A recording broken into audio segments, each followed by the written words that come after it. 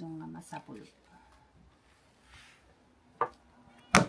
Okay, so first of all, center ko pa ng clay. Now I'm centering the clay with pressure from my both hands, and I have to go with the speed of the wheel. Before we can make any kind of shape that we want, maybe a vase, a bowl, or a mug, we have to do the cylinder first, for that's the basic shape. To do the cylinder, we put a hole in the middle, widen the hole, by slowly pulling the clay towards the side.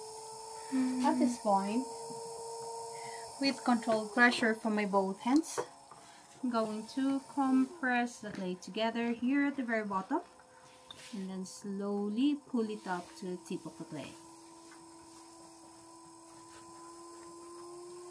One more time. So my hand should be the one controlling the clay, not the clay controlling my hands.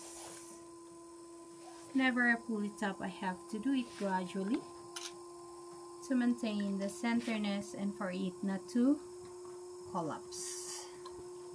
So this is our cylinder. This can be a pot already, but we are going to reshape this for us to see how far the clay goes. So what I'm going to do is to slowly push it outwards here at the very bottom. While pushing, I'm pulling my hands up. I'm supporting my left hand with my right hand outside.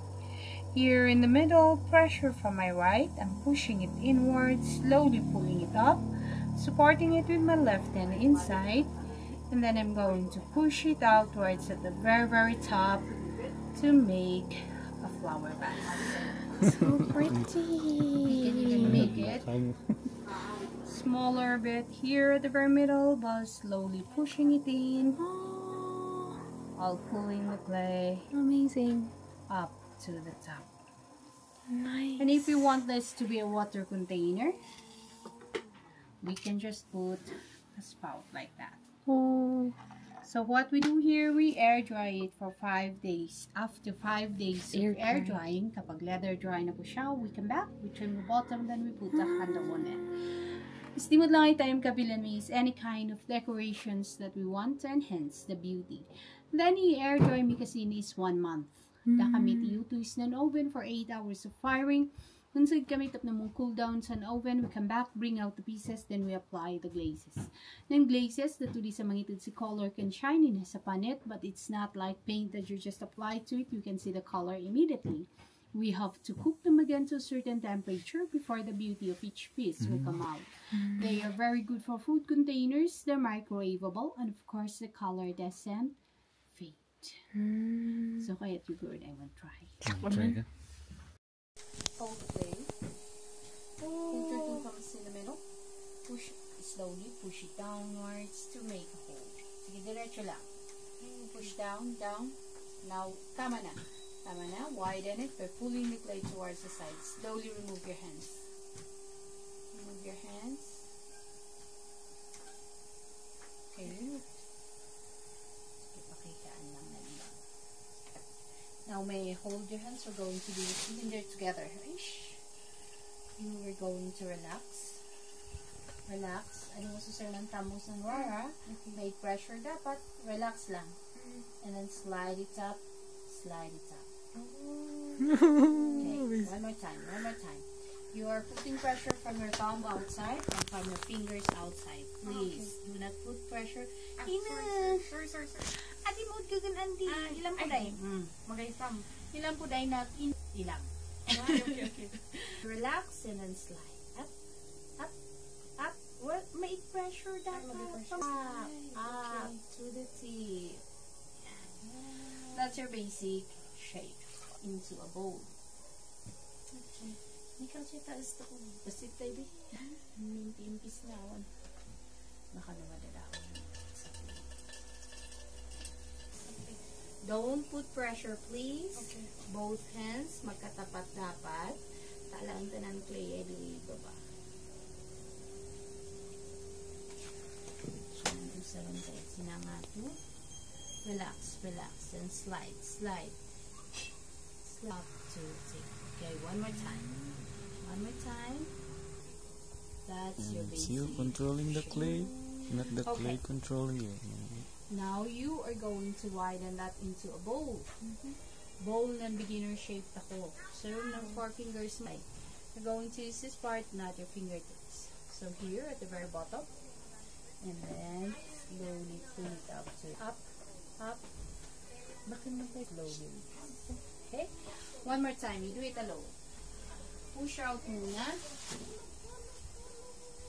Up, up, up. Hold. Please. Push out. And up. Naparta mo na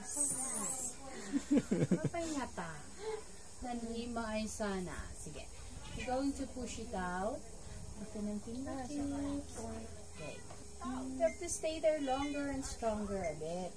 Tap naman react ng clay. Kailangan ng reaction ng clay. One more time. Okay. Ito, we have to fix this part, this lump. There should be no lump at the bottom. We're going to push, push, push, push, push, push. Then up, up, up, up, up. That's your bowl for your pink pecan. Oh, where's the pingit pigan? Agure pa kata malpas. Tantum ipartiyan.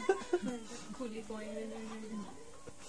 Apod kuli dapat malakungot adi ka makasapo. Naligat.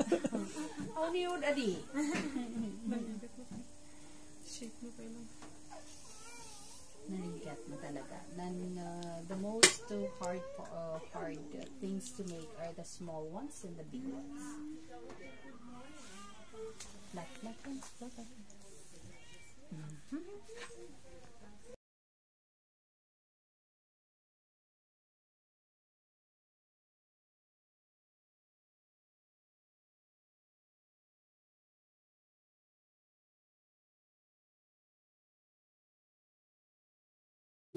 So nga masapulot.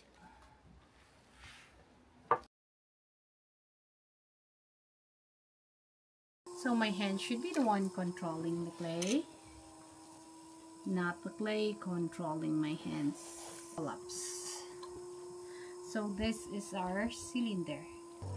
Here in the middle, pressure from my right, and at the very top to make a flower vase. So pretty. Okay. Amazing. Up.